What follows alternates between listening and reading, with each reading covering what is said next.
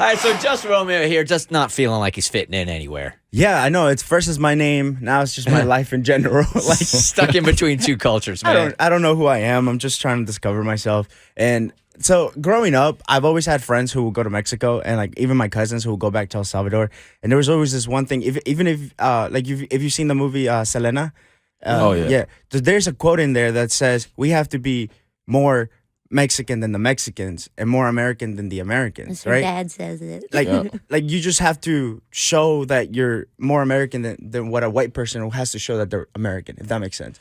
So my whole life, I grew up like making sure that I didn't have an accent, right? Or making sure that I didn't act a certain way where it'd just be like, oh, that's everybody. That's everybody who acts that way. You know what I mean? So I've always had to like acclimate to a certain like American lifestyle. I think I'm being agreeable and saying, okay, I get it, but I don't. So explain it a little bit more in depth to me. So I think like you just have to prove yourself. I think when you're in a situation like I am, like you just have to.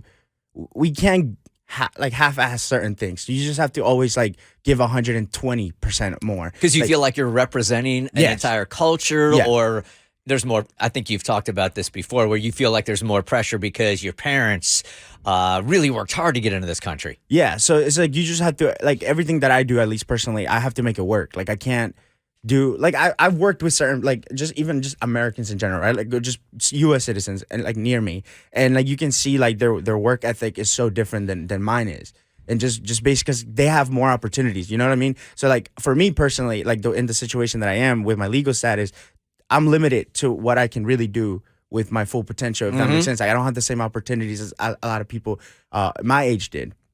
So I always feel like I had to try harder and like find a way to fit in here, right? And then a couple months ago, I went to El Salvador and I'm hanging out with my cousins, and like I started to realize that I don't speak the way they do. Like I had a different accent than what like my Salvadorian cousins did, which was so interesting to me because I thought like my whole life I had a Salvadorian accent, and then I go there and I don't. And they have certain slang words that I don't use. You know, I grew up a lot with Mexicans, so I use more of their slang words. So I'm starting to realize, like in our first couple of days there, that I'm like changing the way I speak in order for me to fit in.